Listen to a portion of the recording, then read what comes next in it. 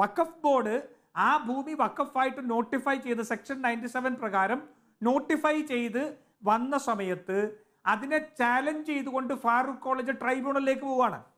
Farooq college ട്രൈബ്യൂണലിലേക്ക് പോകുമ്പോഴാണ് VD. Satheesan പറയുന്നത് 10 minute കൊണ്ട് ഈ പ്രശ്നം പരിഹരിക്കാം. എന്താ വേണ്ടത്?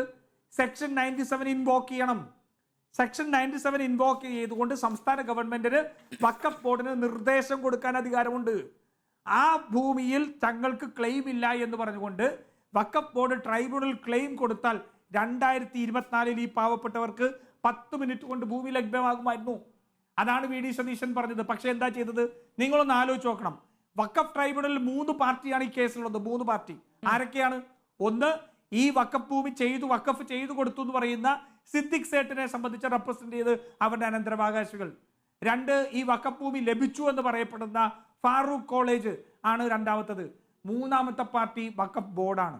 ഇതിൽ കൊടുത്ത സിദ്ദിഖ് സേട്ടിന്റെ അനന്തരാവകാശി പറഞ്ഞു ഞങ്ങൾ കൊടുത്തത് വഖഫ് അല്ല എന്ന് പറഞ്ഞു. 2ാമത്തെ പാർട്ടിയായിട്ടുള്ള ഫാറൂഖ് കോളേജ് പറഞ്ഞു ഞങ്ങൾക്ക് കിട്ടിയത് വഖഫ് അല്ല, ഇത് ഇഷ്ടദാനമായിരുന്നു, അതുകൊണ്ട് തന്നെ ഞങ്ങൾ ഇത് വിറ്റിട്ടുണ്ട്, അതുകൊണ്ട് ഇത് വഖഫ് അല്ല. കൊടുത്തവനും കിട്ടിയവനും വഖഫ് അല്ല എന്ന് പറഞ്ഞപ്പോൾ അല്ല അത് വഖഫ് ആണെന്ന് പറഞ്ഞത് വഖഫ് ബോർഡാണ്. ഏത് വഖഫ് ബോർഡ്? സക്കീർ ചെയർമാൻ ആയിരിക്കും. മാത്രമല്ല അതിൽ ഏറ്റവും കൂടുതൽ ചർച്ച ചെയ്യപ്പെട്ട ഒന്ന് അങ്ങനെ ഉപയോഗിച്ചില്ലെങ്കിൽ തിരിച്ചു തരണം എന്ന ഒരു കാര്യം അത് വഖഫിൽ പെടില്ല എന്നുള്ളതായിരുന്നു. മാധു ഒരു മിനിറ്റ് പറഞ്ഞു തീർക്കട്ടെ. ഞാൻ പറഞ്ഞു തീർക്കട്ടെ. ഈ സക്കീർ എന്ന് പറയുന്നത് പൊന്നാലിയിൽ LDF വേണ്ടി മത്സരിച്ച സ്ഥാനാർത്ഥിയാണ്. അവിടെ സംസ്ഥാന ഗവൺമെന്റിന് വഖഫ് ബോർഡിന് ഒരു നിർദ്ദേശം കൊടുത്താൽ പരിഹരിക്കാവുന്ന കാര്യം അതാണ് 10 മിനിറ്റ്. അങ്ങനെയാണ് തമിഴ്നാട്ടിലെ തിരുച്ചെന്തൂർ പ്രശ്നം പരിഹരിക്കപ്പെട്ടത്. അങ്ങനെയാണ് കർണാടകയിൽ പ്രശ്നം പരിഹരിക്കപ്പെട്ടത്. പക്ഷെ എന്ത് ചെയ്തു? ഈ 2 പേരും ഇത് വഖഫ് അല്ല എന്ന് നിലപാടെടുത്ത ട്രൈബ്യൂണൽ നിൽക്കുമ്പോൾ വഖഫ് ബോർഡ് അല്ല ഇത് വഖഫാണെന്ന് നിലപാടെടുത്തു.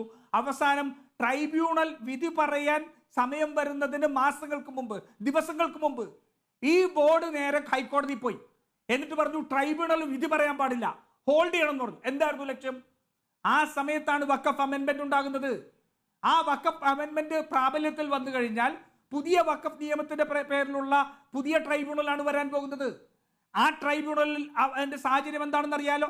അതിലേക്ക് ഞാൻ അധികം കിടക്കുന്നത്. അങ്ങനെ ഒരു വഖഫ് ട്രൈബ്യൂണലിന്റെ കയ്യിലേക്ക് ഇത് പോയാൽ ഈ പ്രശ്നം പരിഹരിക്കപ്പെടില്ല എന്ന് പിണറായി വിജയന് കൃത്യമായിട്ട് അറിയാം.